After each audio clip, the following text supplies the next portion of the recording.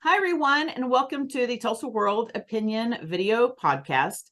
And today I am with Dr. Justin Rollins, a professor at the University of Tulsa in Film and Media Studies. And Dr. Rollins has written an op-ed this weekend that basically draws the link between the picket lines in California of actors and writers to the effect it has in Tulsa. So welcome. Thank you for being here today. Well, thanks, Jenny, for having me. It's great to talk to you. So in your op-ed, the union disputes in California, they seem remote to Oklahomans. It just seems like, and a lot of people aren't paying attention because it just seems so far away. So can you explain why we should care here in Tulsa and Oklahoma of what's happening there? Yeah, of course. And I'll start by saying I can totally understand why someone might not be interested or might see this as something that is very, very remote, because we don't have picket lines visible, in Midtown. This is something that's showing up on social media in, sunny California, or New York City. And, by design, Hollywood tries to represent itself as kind of being a magical place that kind of exists far away from everyone, right? But one of the things that I was trying to get at in the op-ed that I think is really important to understand is that Hollywood has never been, as an industry, Hollywood has never truly been separate from everywhere else. That film and media production in the US, in North America, actually, has long been a very complex, interconnected system. And there have long been production hubs. I mean, the reasons why Southern California became like the primary hub are very fascinating, and a lot of people have written about this. But, initially, producers were thinking about places like New Jersey or Jacksonville or New Orleans as the hub. And now, we have Albuquerque and Tulsa and Atlanta and Vancouver and Toronto and New York, obviously. So there are many places where that there are substantial production hubs, and Tulsa is rapidly becoming more and more of one of those. And it is in addition to having these connections to the film industry, obviously we had Killers of the Flower Moon, which is coming out here in just a couple of weeks. But was shot in our region. And we have the recently concluded, dearly departed Reservation Dogs that was shot in and around Tulsa and Green Country. But we are intimately connected as an industry to the broader tensions happening in Hollywood that are manifested in those picket lines, the concerns over, appropriate compensation for the people that make the things that we love so much, right? Right. And you mentioned Reservation Dogs. We were talking about how I'm just going to put a plug in there. Best show I've seen in years. And I'm not saying that because I'm from Oklahoma. It is just such a good, I'm so proud that was made here, but it could have been set other places. Of course, it wouldn't have been the same story, but right. It's so good that yes, I'm glad you mentioned that. It's such an incredible show. It really, I absolutely agree. I mean, it's such an incredible show for a variety of reasons. One of which that we were talking about a few minutes ago, which is that it defies any easy genre categorization. Right. It's not a comedy. It's not really all drama. It's like you're laughing and crying in the same episode. It's complex. Yeah. It's layered. It's telling stories that sadly in the US don't get told a lot in commercial film or television. And one of the things that I mentioned in the op-ed, one of the reasons that I talk about Reservation Dogs is that we need more stories like that.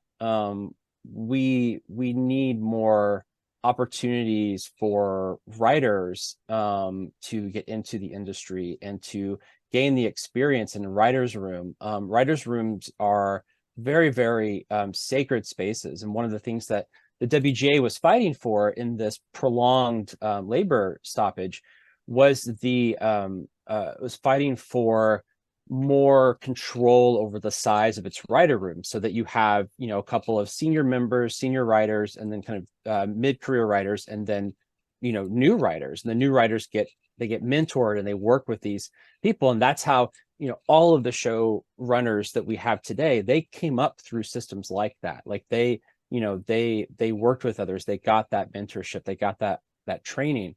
And that's crucial for any kind of creative enterprise. And so to be able to ensure that writers have a viable future in the industry, to make things like Reservation Dogs that we love, and to tell new stories, and to give us access to new perspectives, new experiences, that's at the heart of what the writers were striking for. And that's one of the reasons why they talked about kind of things having really come to a head, where the future of writing for the screen was really under threat.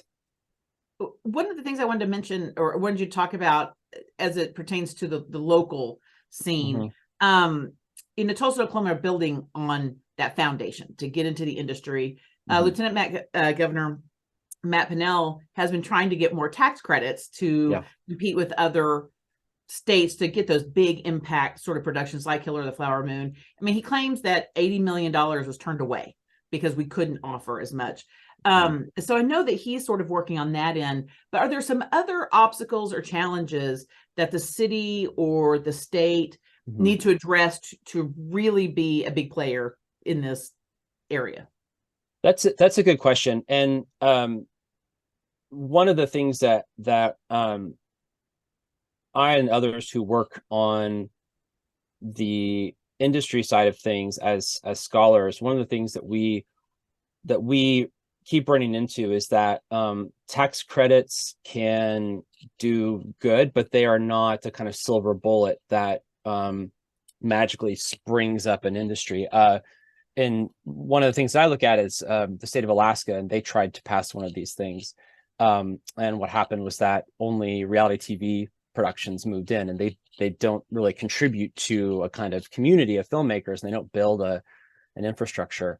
One of the things that Tulsa has going for it is that there is a viable community of film producers, directors, writers, visual artists, editors, sound designers, and so on and so forth.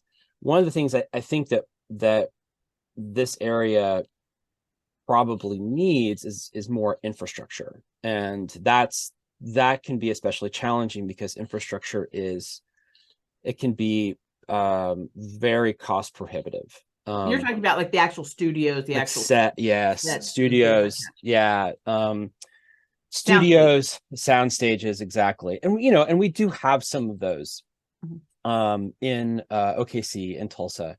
But if you are looking as a state to draw larger and larger productions, you have to build the kind of space to accommodate them. And there are places all over, like Atlanta is constantly seeing its sound stages and studio lots being expanded and expanded. I know I was just up at Toronto not too long ago, and they have a massive infrastructure, and they're still building and building and building. So that's a challenge because it's not cheap. It's not cheap to do that, and you constantly have to upgrade it. So I would imagine workforce goes into that too, because we have the amount of expertise in sound, visual, those kind of things? I would imagine that's probably needs to be grown as well. Yeah, and because ideally what you're trying to do here is that you're trying to build something that is kind of arises organically out of the community and is self-sustaining, right? Like you want to be able to not only attract productions, but have the people, the skilled labor to like fully staff those productions. So there are a number of universities and community colleges in the region that have programs that work with students to learn production skills. I think we would all agree that we would love to see those ramp up even more and have even more people come through. One of the things that I mentioned in the op-ed that I genuinely love about my position at the University of Tulsa is that we are able to cultivate relationships with the media production industry in Tulsa, that the people, the creatives here, and the production companies are so incredibly nice, and they love being able to bring in, college students who are interested in getting into the industry in some way, shape, or form. So, one of the things that Tulsa has going for it that I think gives it a bit of a leg up over a place like LA or New York or Toronto or Vancouver is that we are still small enough that it's easier to get into the industry, to get your start here, which is nice. But no, to your point, if Tulsa and Green Country want to expand, they're going to have to look to expand in terms of infrastructure and in terms of drawing in larger and larger communities into those skilled positions, because there are any number, like literally hundreds and hundreds of different types of roles that you could take on in film and media production. Just watch the end credits of a right. And I think that that's movie. one thing that maybe the kind of people need to be educated on is what are the different types of jobs that go into it. It was interesting. We talked about Reservation Dogs, but that was something Sterling Harjo had said, when in all the many interviews he's done, is, why Tulsa? And he said, I'm here. And he was talking about how Austin filmmakers, they didn't move to LA. They decided, I'm just going to make it in my hometown. Yeah. And so in a way, I mean, I love that idea, but even if you stay in your hometown, you still need all of these people to draw in to execute that vision. So, right. That kind of just reminded me of that we shouldn't have to leave for creatives to do this. Yeah, and creatives are essential, to the lifeblood of any town. Even whether we're talking about people in film and television production, or we're talking about graphic artists or singers or whatever, right? Like your artists, your creatives are just essential to the identity of a place. Whether it's a town where I grew up, which was 11,000 people, or a city like Tulsa, or a city like Austin. So it's yeah, I mean, I think that Reservation Dogs is a really incredible example of both combining elements of like what we might think it was like kind of the industry, right? I mean, think about some of the big guest stars that have come in, right? Like, spoiler alert for anyone that hasn't seen all of Reservation Dogs, but like, being able to have like Ethan Hawke come in is incredible. But you're also, Sterling and his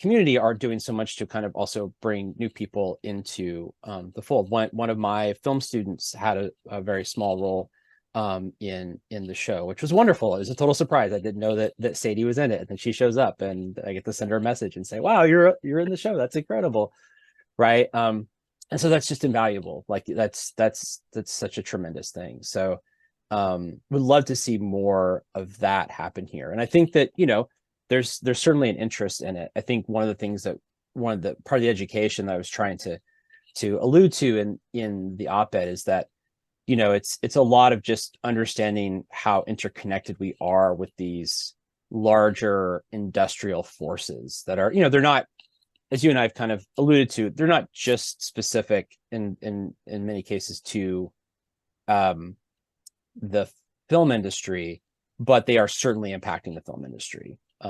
Like we've talked about unionization and kind of labor stoppages everywhere. Right. But well, that's Yeah, no, but I wanted to get to one of the aspects that you'd mentioned in the op-ed, which was the compensation. And you used the example of Suits, which has been used, which is, I mean, but are there other examples that you know of beyond that one that shows what we're talking about? Like what a writer on a network show that, CBS, CW versus when it goes to streaming? Because I think that, I mean, that's one of the big issues that they were talking about as Yeah. writers. Yeah. I mean, this in some sense, this highlights one of the larger issues that we as a society are facing, which is that the technology that we have often outpaces the kind of the contracts that we're engaged in, and the laws that we have, the regulations, and so when streaming comes along, many of us think this is great. You can access whatever you want. You can watch something repeatedly. You don't have to just wait for a rerun, right? Well, part of the issue for creatives, for your producers, your writers, your actors in particular, is that a lot of their compensation actually comes from things called residuals, which are essentially royalties. So when something would go into syndication on cable television, or something would be rerun, you would get an amount of money mailed to you. And streaming has radically transformed that, and not for the better. Because streaming companies have been very, very reluctant to actually share their data on how much their shows are streamed. And a lot of these, from what I understand, a lot of these licensing deals don't really result in much of these big amounts of money making their way down to these creatives in ways that they would have under previous like syndication deals. So just to give you one example, for those people that are big fans of Breaking Bad, Breaking Bad was a modest success on conventional television, but Netflix is where it really, really takes off in its later seasons, and that's what generates a lot of the interest in it. So it's viewed, I don't have the numbers on me, but it's viewed an enormous number of times. And Aaron Paul, who's for all intents and purposes the second major character on that show, revealed a few weeks back that he has not seen a dime for any of that streaming. Whereas if this were sold through syndication, he would have been compensated fairly well. Right. It seems under like residuals. Traditionally, people, once it goes into syndication, actors would say it would just take off. Like they would get big, not unlike musicians. Like, their if you're Bruce Springsteen, he's making more money on the catalog than, and so streaming, they just basically went from making, millions or, hundreds of thousands on syndication. They goes to streaming, and we're talking $100. I mean, we're talking drastic pennies kind of thing. Yeah, really not what you'd expect. I mean, I think one of the misconceptions is often that people, be they writers, directors, producers, actors, are just like their schedules are crammed and they're just going from one project to the next. And one of the really educational aspects of these picket line interviews have been, so many of these creatives who you'd otherwise think are just, they must have offers just, overwhelming them, saying, no, I have for most of my career relied on residuals to help me pay my rent between jobs. Right? So they might have one or two jobs, and then that has to take them through the year. And so if the show gets canceled, then they still have like a minimum amount they get or something. Yeah, because you don't know, it's really unpredictable, especially in this day and age, whether a show will survive. I mean, there are shows that are critical successes. There are shows that, you think are doing well, and for one reason or the next, they get canceled, right? And so you are, as a person who's trying to make a living off of that, you are suddenly kind of in the wind, right? And so residuals were, a kind of stopgap for people to be able to stay afloat when those kinds of things happen. And there are kind of legendary deals that are just kind of so outrageously lucrative for people. I mean, Friends get cited a lot, and I don't know the specifics of that. I just know that the producers and the major players do very well by Friends to this day, and until the end of time they will make loads of money. But that is such a kind of outlier that that shouldn't be the barometer by which we gauge like how residuals work, or that's the outlier. It's so out, it's like it's through the stratosphere. So are those same issues with the streaming, are they the same for writers and actors, that it's as far as, not getting the just compensation? Yeah, Okay. as far as that, yeah. And so a couple of interesting things. I have personally, as a scholar, just kind of trying to be as objective as possible. I have found one of the things that's been so educational for me about these strikes has been just going onto social media accounts of all of these writers and actors who are on the picket line, who are suddenly talking very candidly about the process. And these are things that, like, you would normally have to track these people down and do interviews and all this stuff. And it's like, no, suddenly everyone's just talking about it all the time. So there's an actor for a Disney Channel series, and he talked very openly about how he was on a series called Liv and Maddie, which I have not seen, but he said, I have a girl. I have a okay. Well, so he's on this series. He says that their union contracts, basically the idea is that the contract terms get better and better the more the seasons the show is around. Right. So the contract was that if the show makes it past 3 seasons, that their pay goes from scale, which is basically minimum wage. It's not good. It'd be hard to really make a living off of scale pay. That would go, their pay would go up if they made it past 3 seasons. Well, they make it to 3 seasons, and then Disney rebrands the show and says, nope, this is an entirely new series, even though it's featuring most of the same cast and most of the same crew. But by doing that, giving it a new title, going from Liv and Maddie to Liv and Maddie Callie style, suddenly Disney says, nope, this is a new series. And so now we revert back to season 1 contract terms.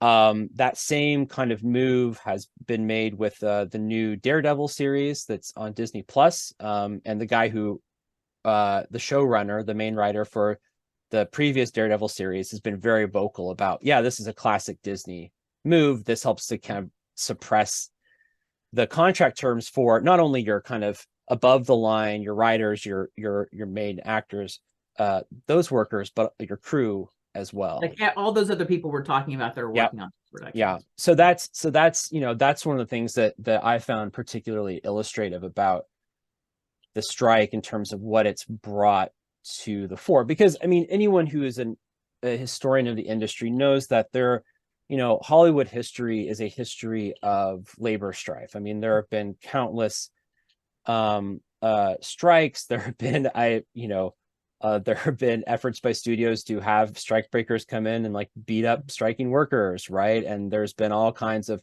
labor action.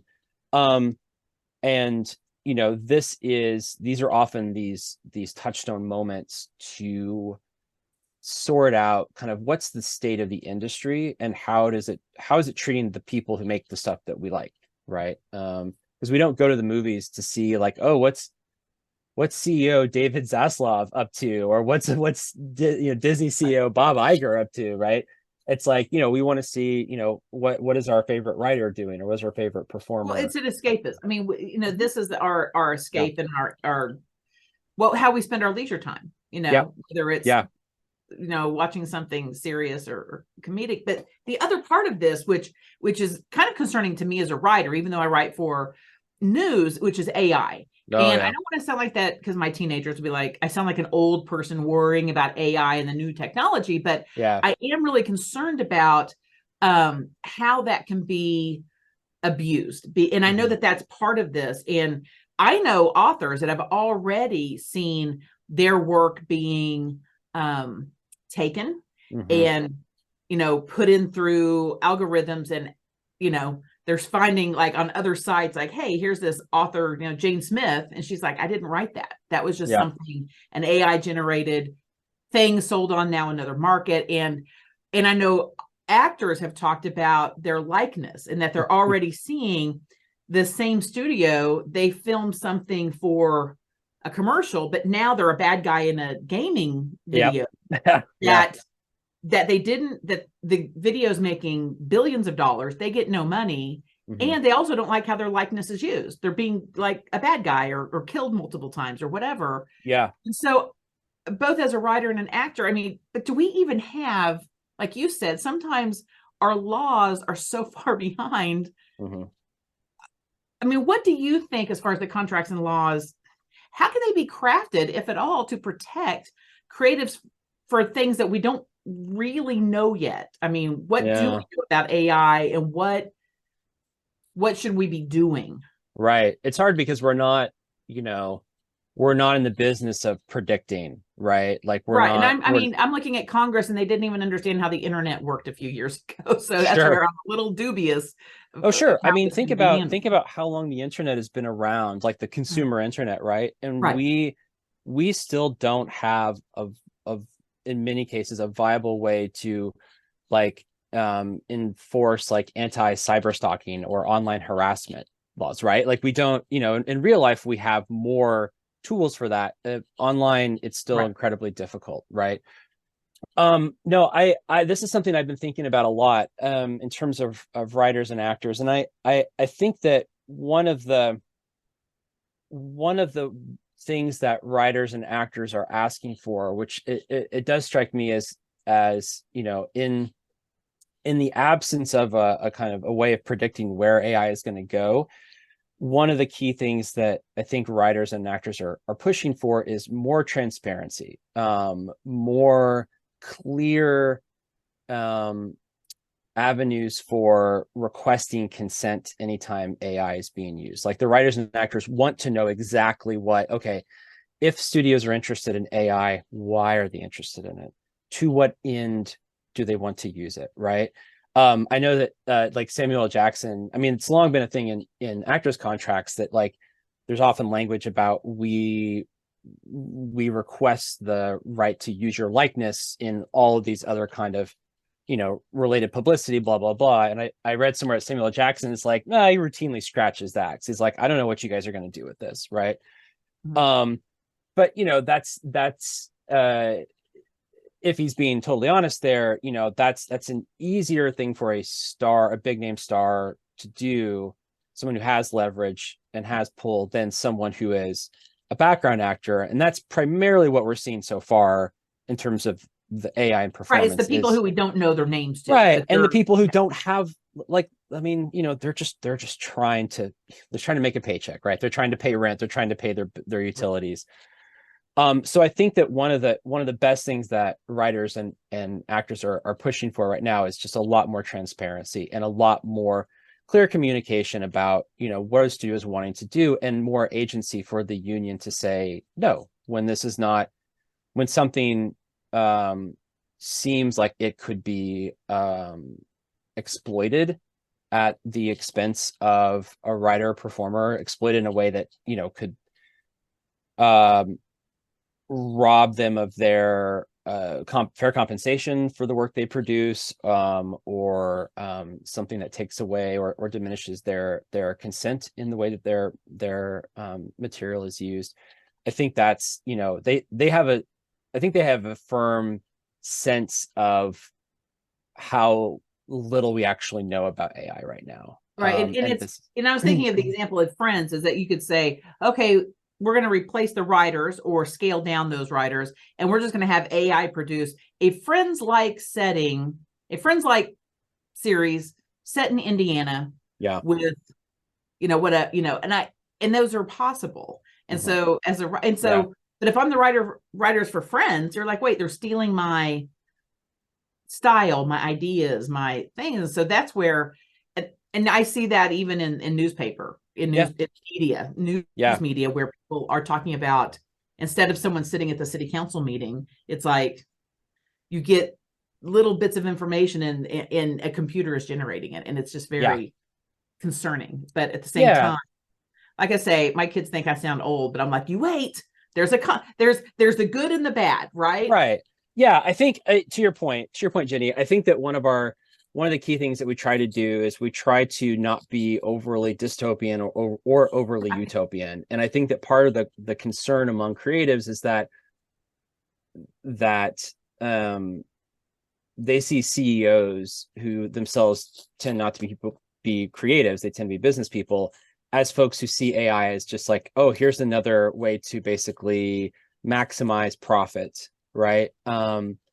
And, for those folks who are doing the work of producing material, they're like, well, that's what we do. And what happens if you take away the human element? So it's, I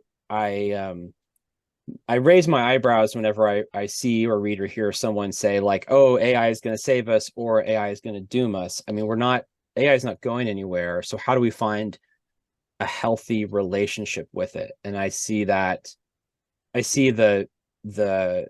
WGA and SAG-AFTRA, wrestling with that. Like they're not, the WGA contract is not, it didn't call for the elimination of AI.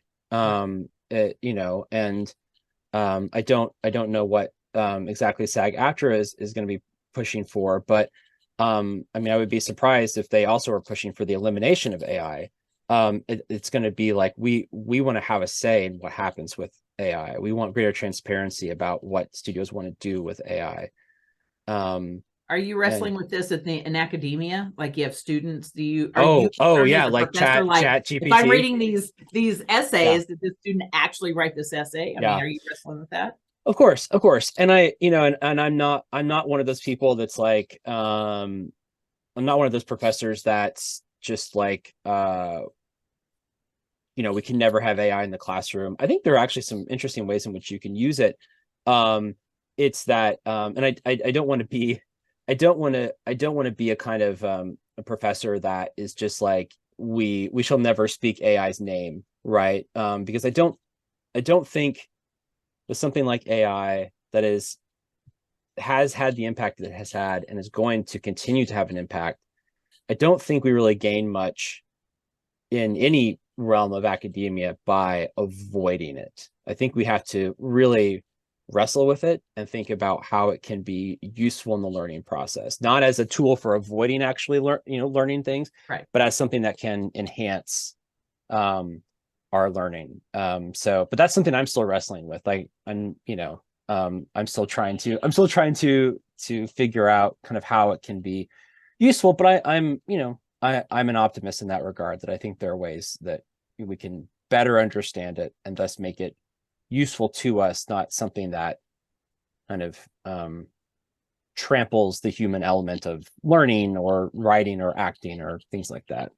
So the other thing that I have found interesting about these strikes is that to me, it seems part of a pattern, and maybe it just seemed, I don't have any data or anything to back it up, but we have the actors and writers, you have the auto workers, and I just had a couple of weeks ago a Tulsan who's a flight attendant, and they're on the brink of striking, flight attendants with American Airlines, the pilots. I mean, it does seem like union membership, when I looked in the data, is down from years ago, but that I can see where that could be explained, where some of the industries where unionization was heavy, those have been sort of going away. Yeah. But they're growing in areas like Amazon and Starbucks.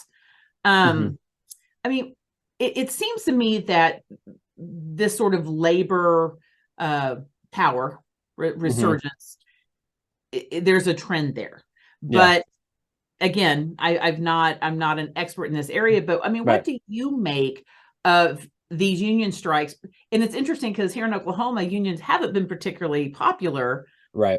But they are here. So, I mean, what's your take on this, just overall with the labor activism that we're seeing? Yeah, that's a really good question. I will also freely admit I'm not a labor historian, but I have also noticed this, like you, and my sense, just following the rhetoric, looking for similarities in the rhetoric coming out of like the UAW strikes and WGA strikes and SAG-AFTRA. There's also now a movement to unionize visual effects artists and video game workers, because they've been working under really just often absurd deadlines to churn out the latest spectacle, big tent, VFX heavy movie or video game, and it's just unsustainable. I think that my sense is that one of the things that the pandemic has done is it's provided this moment for kind of collective reflection on like, where are we at Right. as a society? And I get the sense that a lot of workers have just come to a point where they've realized that the strength that we can have through kind of collective organizing and collective action through something like a union, that affords someone a lot more agency to improve upon what are often pretty, can be pretty like exploitative working conditions. Like, I mean, we've all seen and heard stories about, Amazon warehouses or, visual effects artists, working conditions or things like that. And, to your earlier observation, union membership has, I think, been like pretty steadily kind of going down over the decades. And I get the sense that maybe a lot of people are realizing that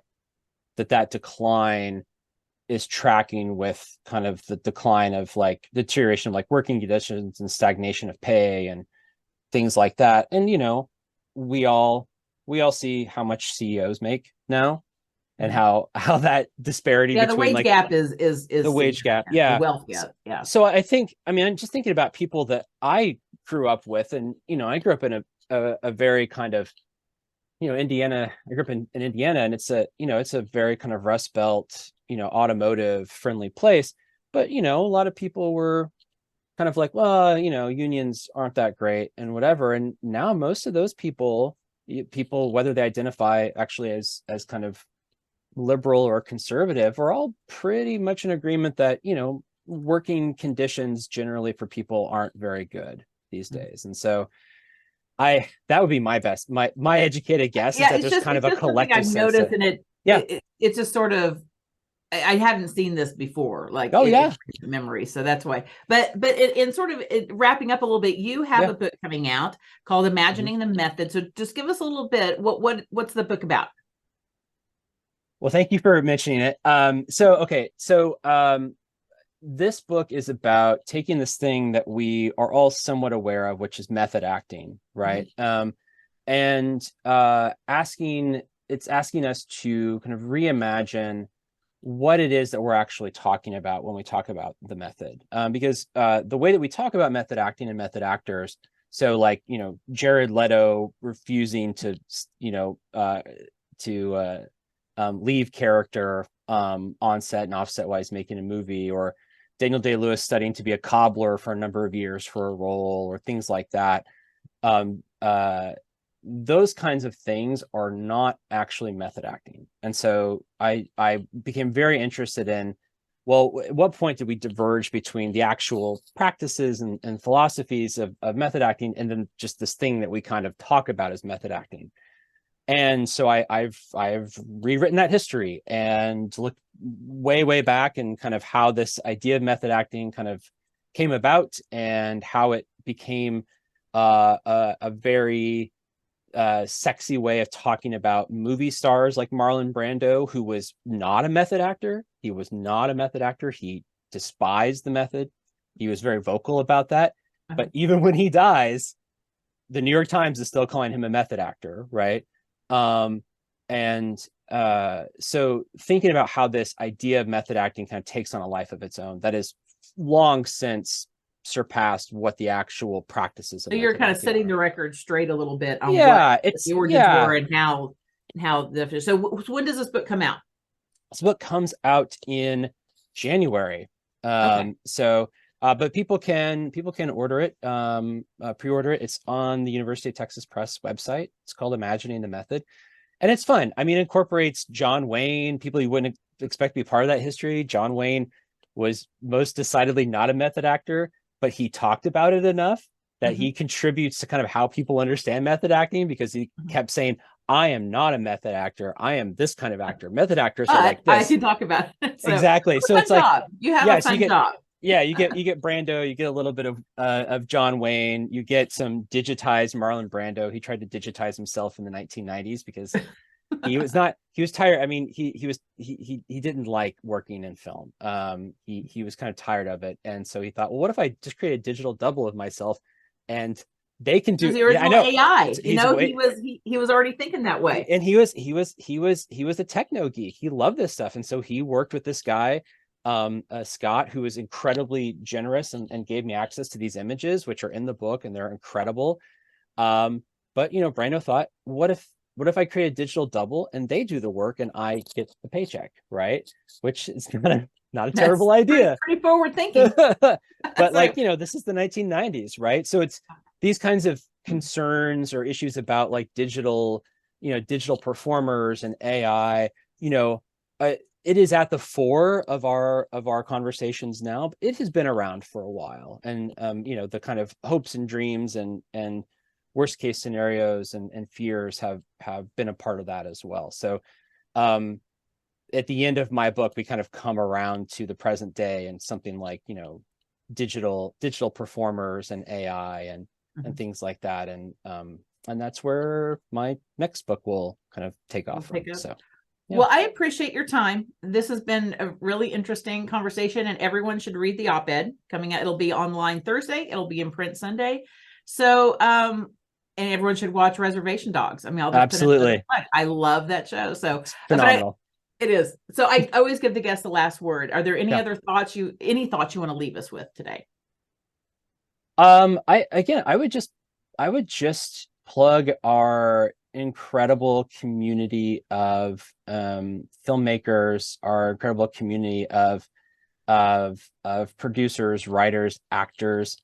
I mean, we also, it should be said, have one of the greatest independent film theaters in the country, in Circle Cinema.